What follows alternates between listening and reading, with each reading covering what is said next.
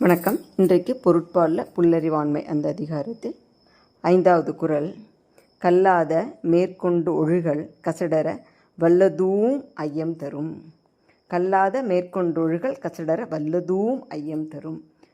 இது பாருங்கள், சில விஷயங்கள் திருவள்ளுவர் மாதிரி எளிமையாகவும் ஆழமாகவும் யதார்த்தமாகவும் நமக்கு அப்படி மனசில் போய் தைக்கிற மாதிரியும் சொல்கிறது வேறு யாருக்கும் அத்தனை அழகாக வருமா அப்படின்னு தெரியல. நிறைய புலவர்கள் இருக்காங்க. ஆனாலும் இந்த 1.5 அடிக்குள்ளே எவ்வளோ விஷயங்களை சொல்கிறாருன்னு பாருங்கள். இந்த புல்லறிவாண்மை அப்படின்றது நமக்கு கொஞ்சம் அறிவை வச்சுட்டு எல்லாமே தெரிஞ்ச மாதிரி பண்ணுறது இல்லையா? அப்படி பண்ணுறதுனால என்ன தீமை உனக்கு வரும் அப்படின்ற இந்த குறளை சொல்கிறாரு. கல்லாத மேற்கொண்டு ஒழுகல், அதாவது நான் ஒரு விஷயத்தை படிக்கலை அல்லது அந்த விஷயம் எனக்கு தெரியல. ஆனால் நான் என்ன பண்ணுறேன், அந்த விஷயம் எனக்கு தெரிஞ்ச மாதிரி நடந்துக்கிறேன்.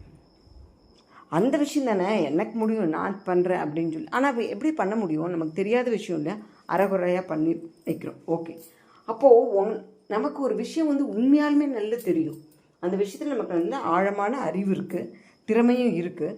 அப்போ நம்ம அந்த விஷயத்தை பற்றி சொன்னோன்னு வச்சுக்கோங்க, அப்போ என்ன நினைப்பாங்க, அவன் இப்படி தாண்டா போன விஷயமும் சொன்னான், அந்த விஷயத்தை ஒழுங்காக பண்ணல, அதே மாதிரி தான் இதுவும் இருக்குமோ அப்படின்னு ஒரு சந்தேகம் வரும் இல்லையா?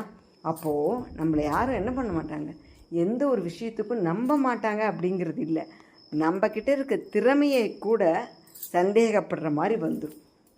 அப்போ நம்ம நமக்கு தெரிஞ்சதை கூட யாரும் தெரிஞ்சதுக்காக கூட நம்மளை யாரும் மதிக்க மாட்டாங்க. ஏன்னா தெரியாத விஷயங்களை தெரிஞ்சது மாதிரி சொல்லி அறகுறையாக பண்ணி நமக்கு நாமே வாங்கி வச்சிருக்கிற கெட்ட பேர். நம்ம முதலே ஒரு குறளில் படித்தோம் இல்லையா?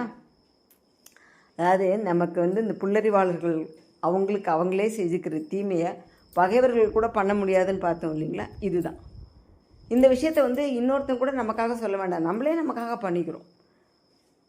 இப்போ நமக்கு ஒரு கணிதம் அந்த இதில் உங்களுக்கு நல்ல அறிவு இருக்குது.